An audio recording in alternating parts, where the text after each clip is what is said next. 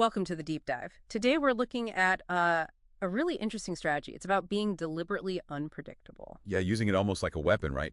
To intimidate people, keep them guessing. Yeah. Our sources even call it keeping them in suspended terror. Suspended terror. Wow. So what's the core idea here? What makes it work? Well, it taps into something really fundamental. We all, crave consistency. Predictability feels safe, like we have some control. Okay. So when someone acts erratically with no clear reason, it wears you down. You're constantly trying to figure them out, always second guessing. It's exhausting. Right. You're always off balance. So our mission today is to unpack this with some really great examples, people who just completely shattered expectations. Absolutely. Let's start with maybe the classic example, the 1972 World Chess Championship, Spassky versus Fischer. Oh, yes. A masterclass in psychological warfare before a single piece moved. So Fischer used this chaos tactic right from the beginning. Totally. Spassky, the champ, he's waiting in Reykjavik, ready to play. But Fischer, he's late. Just late. Well, not just late. He starts this whole campaign of complaints about the prize money, the venue, the lighting, even the chairs. Seriously, the chairs. The chairs. Okay, that sounds eccentric. It sounds eccentric, but it was strategic. He was sowing distraction, creating uncertainty, making Spassky and the organizers nervous, using the threat of not playing as leverage. But wasn't that incredibly risky? I mean, I read he made a huge blunder in game one, like on purpose, and then forfeited game two because he was late again. Yeah, see, that looks like losing control, but it was the opposite. Fischer knew Spassky. Spassky was methodical, prepared for Fischer's chess. Okay. He wasn't prepared for nonsense.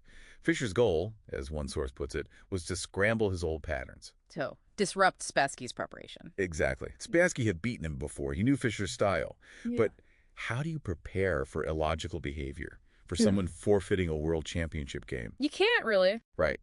And it worked. Spassky started to unravel.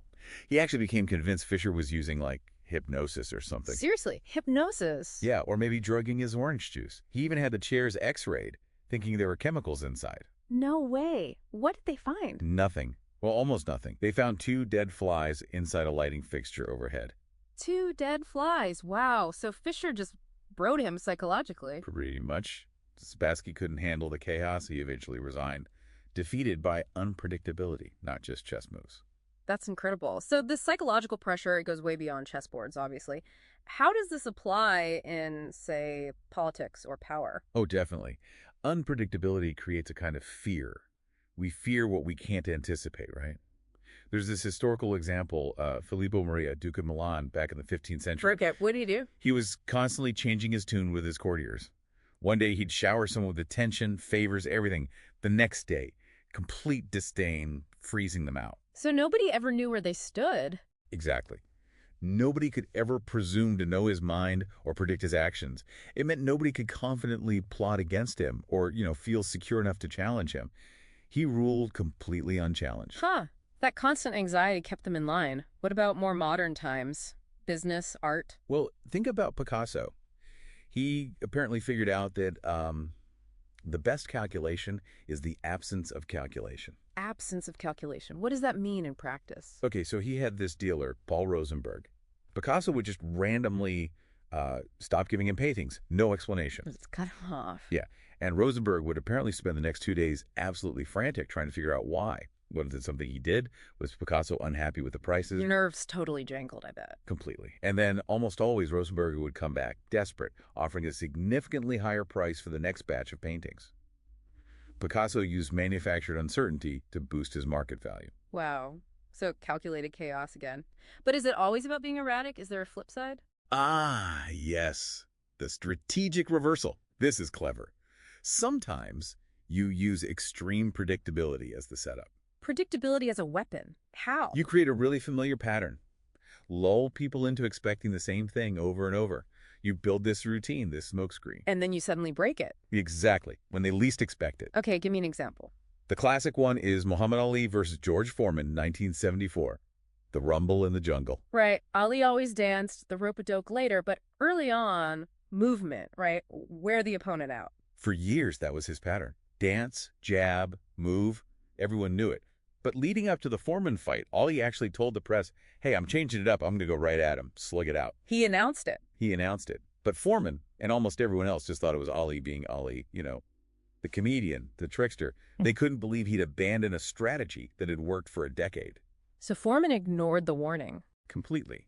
He walked into the ring expecting Ali to dance. But Ali didn't dance. He went right up to Foreman, leaned on the ropes early, the rope-a-dope, and let Foreman punch himself out against his defense.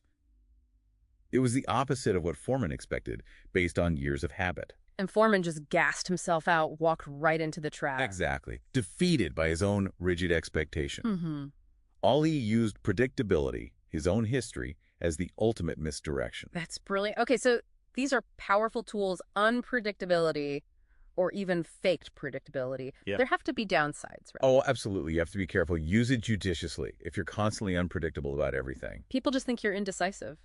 Or maybe just flaky. Right. It loses its power. It becomes noise. It can be seen as weakness, not strength. It's a specific tool for specific moments, not a lifestyle. So use it sparingly for maximum impact. Okay, that makes sense. So maybe here's something for you, the listener, to think about. We all fall into routines. Your competitors, your colleagues, even your friends, they learn your patterns. They try to read your motives. Yeah, we probably all do that. So how often does your own comfort with that routine stop you from occasionally throwing in one completely unexpected, maybe slightly inexplicable move? Just one move that could totally shift the dynamic, put the initiative back in your court.